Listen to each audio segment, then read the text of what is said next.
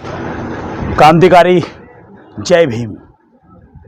दोस्तों, आज हम एक ऐसी कहानी सुनेंगे, ऐसी सत्य हकीकत घटना सुनेंगे। ये घटना है संकल्प नगरी बड़ौदा की, जहाँ पर हमारे महामानव डॉक्टर बाबा साहब आम्बेडकर ने एक महासंकल्प लिया था बहुजन समाज के मुक्ति के लिए।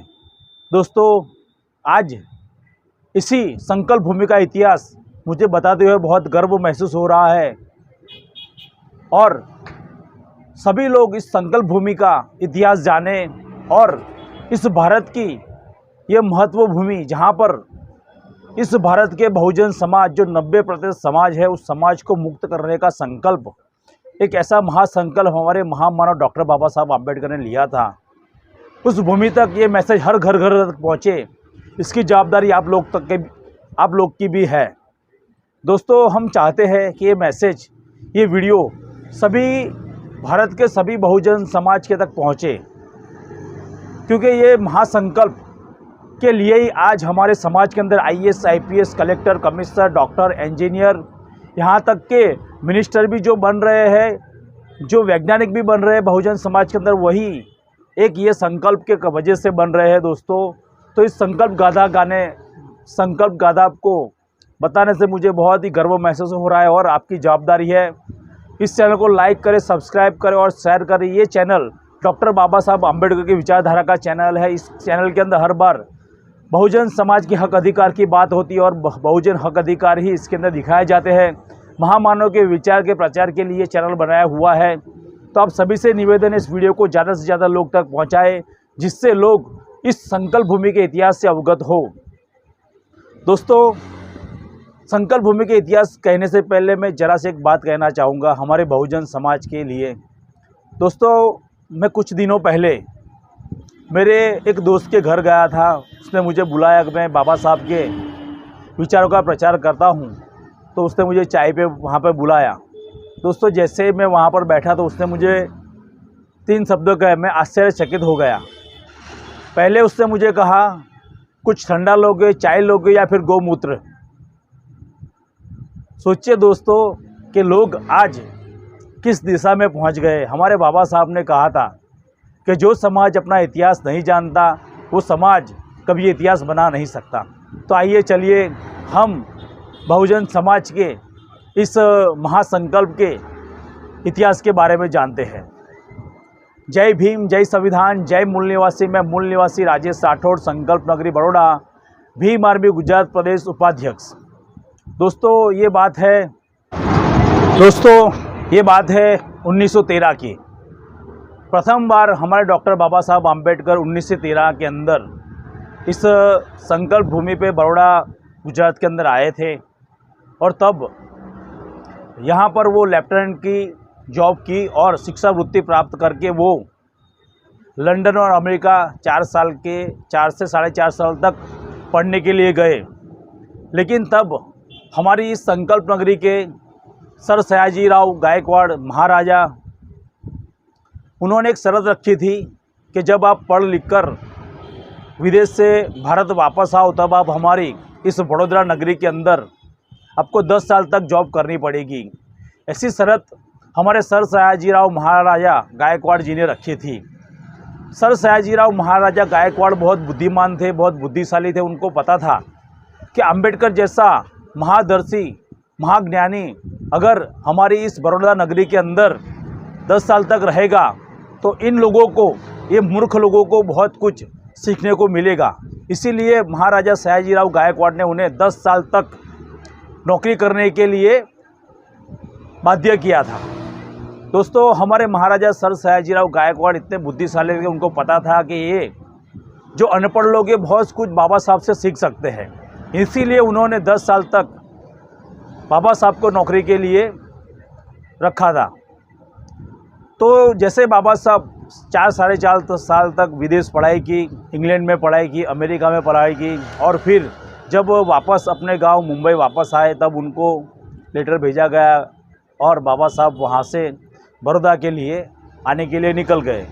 जब बाबा साहब बड़ौदा के लिए आने के लिए निकले तो उनके लिए जो पिकअप के लिए आदमी रखे थे, जो उनको लेने आने वाले लोग थे, जो उनके रहने की व्यवस्था करने वाले, जो उनके खाने की व्यवस्था करने वाले थे। बाबा साहब को उन्होंने, सर सयाजी राव ने पत्र के अंदर सब बता दिया था कि आपको ये लोग लेने आने वाले हैं, ये लोग आपको घर की व्यवस्था करेंगे, खाने की व्यवस्था करेंगे, ऐसा सब कुछ पत्र के अंदर लिखा हुआ था। बाबा साहब मुंबई से बड़ौदा आने के लिए निकले और जैसे ही वो इस बड़ौदा शहर के अंदर, जो हमारा पुराना रेलवे स्टेशन है, आज वो रेलवे स्टेशन टूट गया है बुलेट ट्रेन की वजह से, जो बुलेट ट्रेन का भी निर्माण हो रहा है, तो वो टूट गया। लेकिन जब वहाँ पे उतरे तो ना ही उनको कोई लेने के लिए आया, ना ही उनके किसी ने रहने की व्यवस्था की। बाबा साहब आजू बाजू जो गेस्ट हाउस थे वहाँ पर घूमे, सब जगह पर गए। पहली एक गेस्ट हाउस में गए तो उन्होंने रूम के लिए कहा कि मुझे किराए पे रूम चाहिए। तो उस किराए वाले ने पूछा भाई कौन सी जाति से हो, तो उन्होंने, बाबा साहब ने कहा मैं हिंदू हूँ। तो बोले तुम कौन से हिंदू हो? तो बाबा साहब ने कहा मैं महार हूँ। जैसे ही बाबा साहब ने महार कहा तो उनको लगा भाई ये तो अछूत आदमी है, तो उसने होटल देने से मना कर दिया। बाबा साहब पूरा दिन होटल के लिए घूमे, किसी ने होटल दिया नहीं, सब जगह पर यही बात चल रही थी। करीबन 2 दिन तक बाबा साहब उस रेलवे स्टेशन के सामने जो गार्डन था, उस गार्डन के अंदर 2 दिन तक रुके, वहीं पे रहे और वहीं पे वो 2 दिन तक रुके रहे। और एक पारसी वाड़ा था, वहाँ पर गए बाबा साहब। बाबा साहब ने पारसी से बात की। पारसी को भी बहुत सारे दिनों से धंधा नहीं मिल रहा था, उसको भी पैसे की किल्लत थी। तो उसने, पारसी ने कहा क्या आप, मैं आपको यहाँ रुकने दूंगा, लेकिन आपको आपकी सरनेम चेंज करके रुकना पड़ेगा। तो बाबा साहब को इसमें कोई हर्ज नहीं था। बाबा साहब ने अपनी सरनेम बदलकर पारसी सरनेम रखकर पारसी वाड़ा में रुक गए, क्योंकि पारसी वाड़ा का रूल था कि पारसी वाड़ा में वही रुक सकता है जो पारसी है। तो इसीलिए पारसी ने ये शर्त रखी थी। अब बाबा साहब वहाँ पर रुक गए, फिर अपने जॉब ऑफिस पर गए। ऑफिस में जाते हैं तो देखते हैं कि लोग उनसे इतना दुर्व्यवहार कर रहे हैं। बाबा साहब को वहाँ पर, बाबा साहब को सर सयाजी राव ने फाइनेंस मिनिस्टर के लिए बुलाया था, लेकिन बाबा साहब का अनुभव कुछ कम होने के कारण बाबा साहब को उन्होंने सेना सचिव बना दिया था। सेना सचिव का जो पद होता है, सबसे ऊपरी पद होता है, पूरी सेना का उन पे भार होता है। तो बाबा साहब जिस ऑफिस में पहुँचे, वहाँ पर सब लोग उनसे दूरी बनाए रखते हैं। कोई टेबल खिसा रहा है, कोई कुर्सी खिसका रहा है। बाबा साहब को देख के सब इधर तिधर भाग रहे हैं। जैसे भेड़ बकरियाँ शेर को देखते भागती है, वैसे ही ये भेड़ बकरियाँ बाबा साहब को देख के इधर उधर भागने लगे। बाबा साहब भी बहुत आश्चर्यचकित हो गए कि ये लोग को क्या हो रहा है। बाबा साहब लगभग 4 से 5 साल तक इंग्लैंड और अमेरिका के अंदर रहे, तब उन्होंने एक समानता का अनुभव किया था। इस जातिवादी से एकदम दूर थे, उनको सब कुछ वो भूल चुके थे। बाबा साहब को ये देख के बहुत आश्चर्य हुआ कि एक देश ऐसा था जहाँ पर उन्हें सब तरह के मान सम्मान मिले, उनको सभी तरह के सम्मान मिले, लेकिन जिस देश के अंदर उनकी पैदाइश हुई, उस देश के लोग इस तरह उनको देखकर इधर उधर भाग रहे। बाबा साहब को देख के बहुत दुख हुआ और बहुत आश्चर्य हुआ। फिर जिस ऑफिस के अंदर बाबा साहब बैठे, टेबल पे बैठते थे बाबा साहब, तो चपरासी तक उनको फाइल फेंक कर देता था कि भाई एक अछूत मेरे अगर हाथ उससे टच हो गया तो मैं अशुद्ध हो जाऊंगा, ऐसी उनकी वृत्ति थी। पानी का जो मटका था, वो मटका भी लोग छूने नहीं देते थे बाबा साहब को। बाबा साहब को ऐसी बहुत सारी परेशानियां भुगतनी पड़ी, फिर भी बाबा साहब नौकरी करते रहे। लेकिन बाबा साहब को इन लोगों ने प्रताड़ना कहीं भी छोड़ी नहीं कि बाबा साहब को इन लोगों ने ऐसा कोई भी जगह नहीं छोड़ी कि बाबा साहब यहाँ पे नौकरी कर पाए। हर तरह से उनको प्रताड़ना करने लगे। अगर वो कैंटीन में जाते तो कोई उन्हें खाना नहीं देता, कोई पानी नहीं देता, कोई उन्हें बैठने नहीं देता, कोई बोलता भाई तुम ये कुर्सी पर नहीं बैठ सके, वहाँ पे जाके नीचे बैठ जाओ। ऐसा बाबा साहब के साथ बर्ताव रहा। फिर भी बाबा साहब ने जो सर सयाजी राव गायकवाड़ से वचन दिया था, वचन निभाने के लिए बाबा साहब वहाँ पे सब तरह की मुसीबतें झेलकर रहने लगे थे। और जब इन मनुवादियों को पता चला कि बाबा आम्बेडकर तो अभी सब मुसीबत सहन कर कर भी खुशी से यहाँ पे नौकरी कर रहे हैं, तब उन्होंने पारसी वाड़े में जाकर पारसियों को चढ़ाया, उनको समझाया कि भाई तुम्हारे पारसी वाड़े के अंदर एक अछूत दलित आदमी रह रहा है, तो उसे वहाँ से निकालो, वरना तुम्हारा गेस्ट हाउस भी अशुद्ध हो जाएगा। ऐसा करके बाबा साहब पे हमले करवाने शुरू किए। सभी पारसी इकट्ठा होकर जहाँ बाबा साहब रुके हुए थे वहाँ पे सभी पारसी लठ लेकर, डंडे लकड़ियाँ लेकर पहुँच गए और बोला, अभी के अभी तो ये गेस्ट हाउस खाली कर दे, अभी के अभी ये धर्मशाला खाली कर दे, वरना तुझे जान से मार डालेंगे। बाबा साहब को बहुत डराया गया। बाबा साहब ने उनसे विनती की कि मुझे कुछ समय दो, मैं अपने लिए कुछ व्यवस्था कर लूँगा। फिर भी वो पारसी लोग माने नहीं और बाबा साहब के सामान उठाकर फेंक दिया। जैसे बाबा साहब का सामान उठाकर फेंका, बाबा साहब सामान लेके सर सयाजी राव के पास पहुँचे और कहा कि मैं करीबन 11 दिन से यहाँ पर रुका हुआ हूँ और 11 दिन से मेरी रहने की व्यवस्था नहीं हो रही, मेरी खाने की व्यवस्था नहीं हो रही और लोग मुझे देखकर उधर उधर भागते हैं। अगर मैं अपनी ऑफिस में जाता हूँ तो लोग को गोमूत्र अपने पे छिड़कते हैं, उस ज़मीन पे गोमूत्र छिड़कते हैं। ऐसा वर्तन मेरे साथ किया जाता है। सर सयाजी राव जी बहुत बुद्धिशाली थे। उनको पता था कि अंबेडकर को यहाँ बहुत प्रताड़ना हो रही है, तो उन्होंने उनके वचन मुक्त कर कर बाबा साहब को कहा कि आप अपने घर जा सकते हो।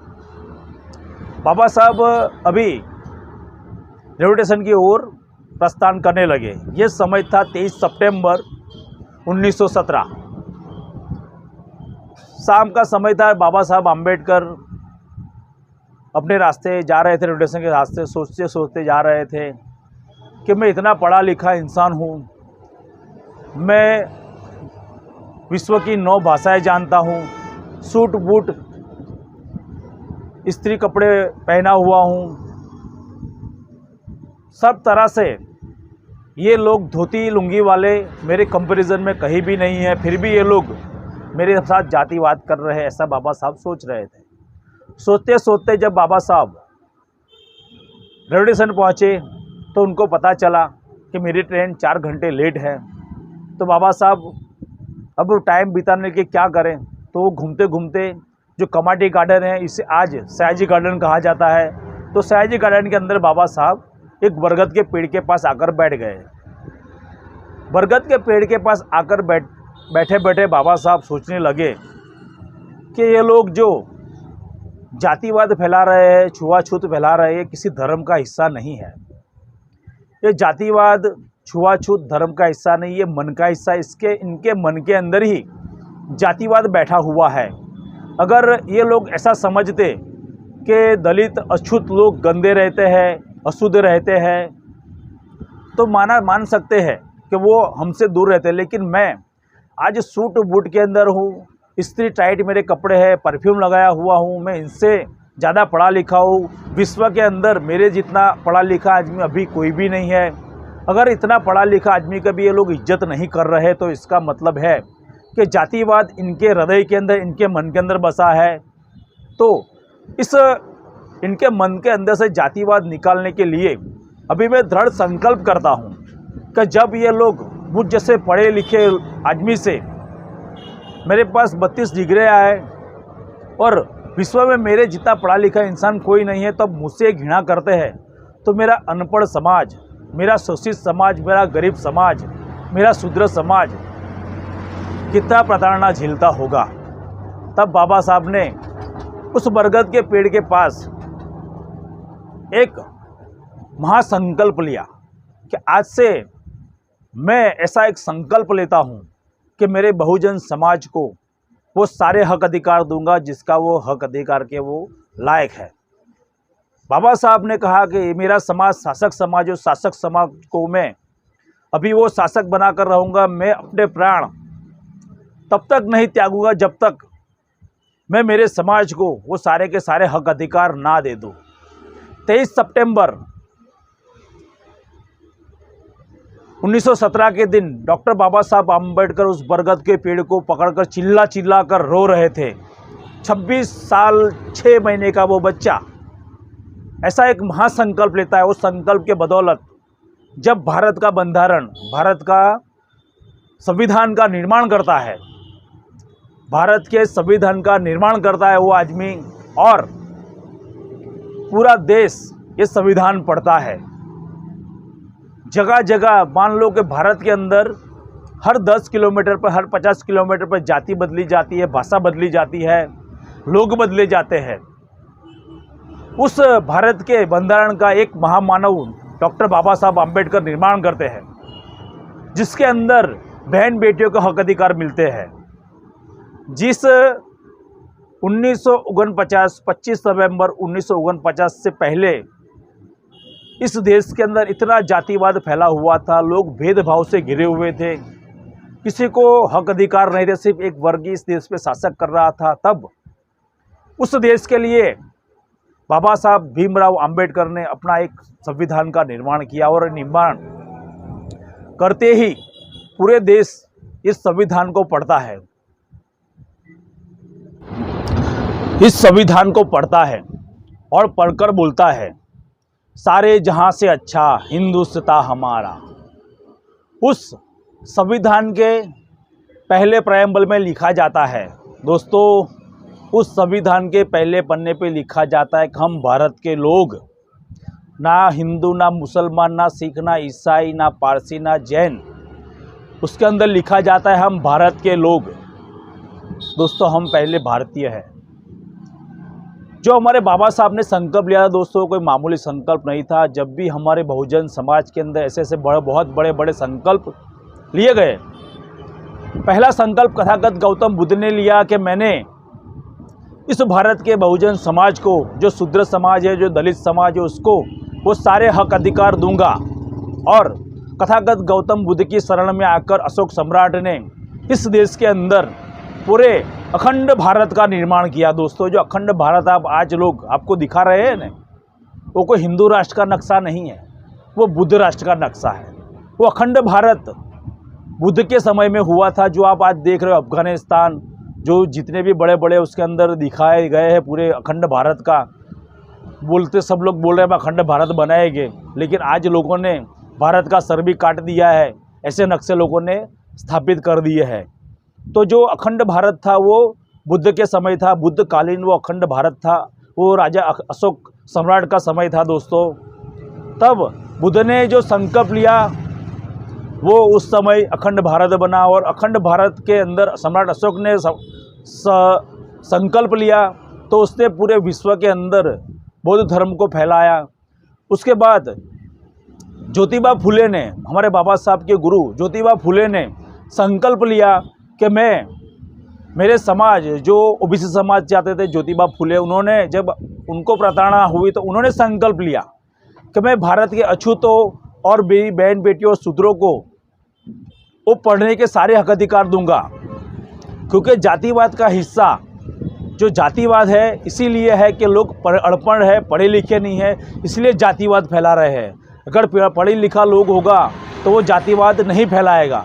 तो इसीलिए प्रथम बार माता सावित्रीबाई फुले, फातिमा शेख और ज्योतिबा फुले द्वारा प्रथम बहन बेटियों के लिए स्कूल की रचना की गई। दोस्तों, इस स्कूल की रचना माता सरस्वती द्वारा नहीं की गई। बहन बेटियों की जो पढ़ाई थी वो किसी सरस्वती द्वारा नहीं की गई। ये ज्योतिबा फुले और माता सावित्रीबाई फुले द्वारा और माता फातिमा शेख द्वारा प्रथम महिलाओं के लिए स्कूल खोला गया था। और प्रथम जो शूद्र समाज, जो दलित समाज के लिए भी प्रथम स्कूल खोले गए, वो भी ज्योतिबा फुले के प्रयत्न से, उनके संकल्प से ही खोले गए। फिर संकल्प हमारे डॉक्टर बाबा साहब आम्बेडकर लेते हैं, जिन्होंने हजारों करोड़ गुलामों को आज़ाद करके महाराजा बने। वैसे हमारे महामानव डॉक्टर बाबा साहब आम्बेडकर थे।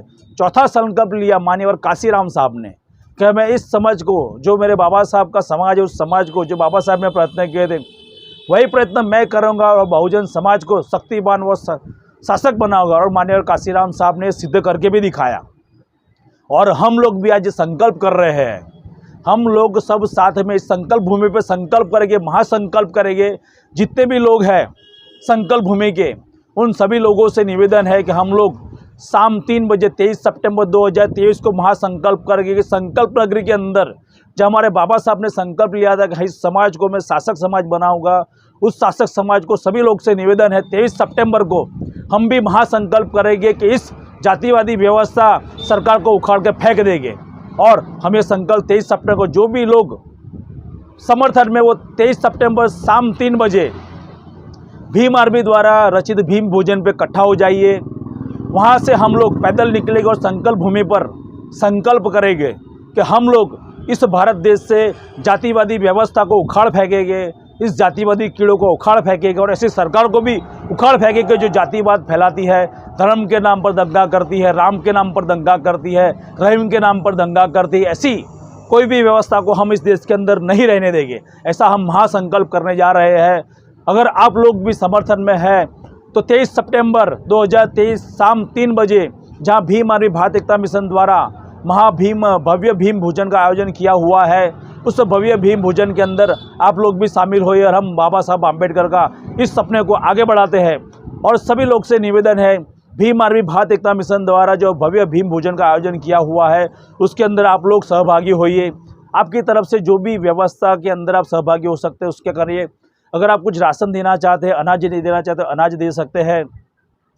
अगर आप कुछ फंड करना चाहते हो तो फंड भी कर सकते हैं। इस वीडियो के अंदर और इस यूट्यूब चैनल के अंदर डिस्क्रिप्शन के अंदर हमारा बैंक अकाउंट नंबर दिया हुआ है, हमारा गूगल पे फ़ोन पे नंबर दिया हुआ है, हमारा स्कैनर दिया हुआ है। आप हमें इसके अंदर सहभागी हो सकते हैं। और दोस्तों, सबसे ज़्यादा बड़ी से बड़ी संख्या के अंदर 23 सितंबर 2023 शाम 3 बजे आप लोग इस महासंकल्प में जुड़े।